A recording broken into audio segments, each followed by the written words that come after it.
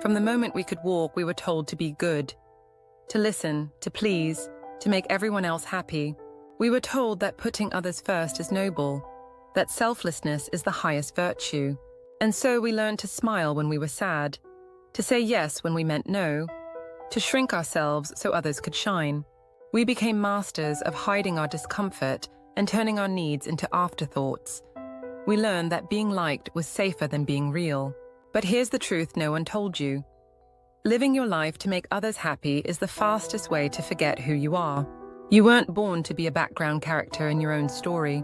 You weren't meant to sacrifice your dreams so someone else could feel comfortable. When you constantly seek approval, you lose your identity. You wake up one day and realize you've been performing, acting for a role you didn't audition for. The applause never comes, the validation never lasts, and the audience you're trying to impress, they're not even watching. They're too busy worrying about their own performance.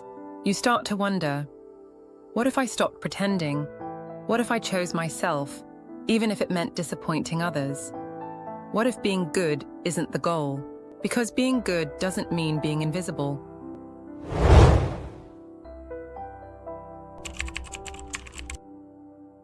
Here's something no one wants to admit.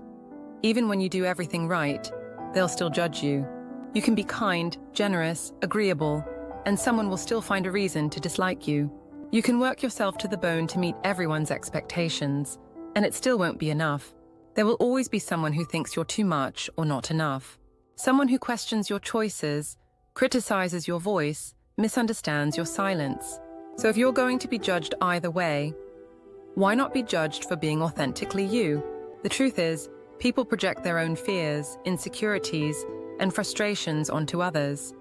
Their judgment is a mirror of their own chaos. When they criticize you, it often has more to do with them than with you. It's their discomfort, not your failure. So don't base your life on their opinions, because opinions change. Fast. Today's hero is tomorrow's villain. You will exhaust yourself chasing approval from people who don't even know themselves. Don't let their noise drown out your truth. Stand tall in your choices, even when they're unpopular. Speak boldly, even if your voice shakes, because the only thing worse than being judged is living a life that's not your own.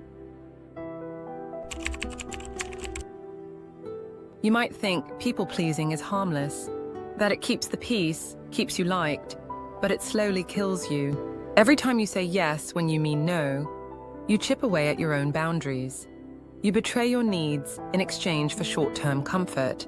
Every time you silence your voice to avoid conflict, you train your brain to believe your needs don't matter. You become a ghost in your own life. That's not kindness, that's self-betrayal. People-pleasing doesn't bring peace, it brings resentment. You'll start to feel exhausted, anxious, even angry, and not know why, until you realize you've abandoned yourself. You've handed over the pen and let others write your story. You suppress your feelings so often, they start to disappear. You say you're fine so much, you forget what joy feels like. And worst of all, you teach others how to treat you. If you always say yes, they'll stop asking. If you never speak up, they'll assume you're okay. People don't see the weight you carry, because you never let it show. And slowly, you begin to disappear. Living for yourself doesn't mean being selfish. It means being honest. It means choosing authenticity over approval. It means waking up and asking, what do I want today? What feels right to me? What kind of life do I want to build? When you start choosing yourself, something amazing happens. You feel lighter, freer, stronger. You stop chasing approval and start attracting respect. You stop settling for crumbs and start demanding more. Not from arrogance, but from self-worth. You realize your time is your most valuable currency. You stop spending it on things that drain you. You say no without guilt. You rest without shame. You surround yourself with people who see the real you and love you more for it.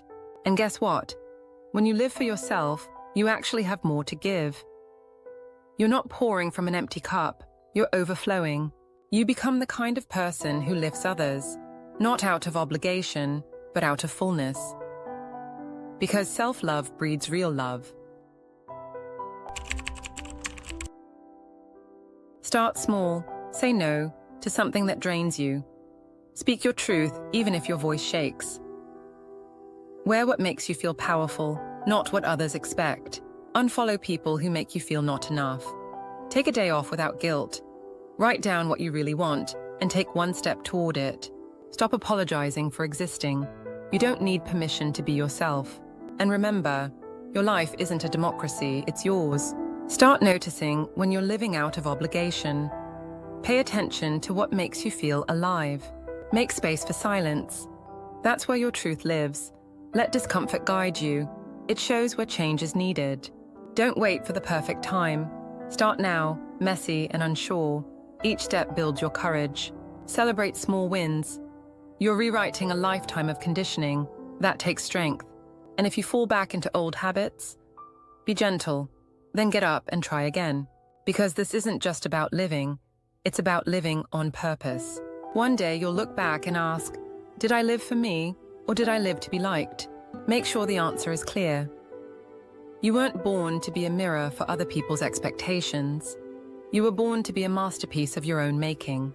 So live loud, live true, live for you.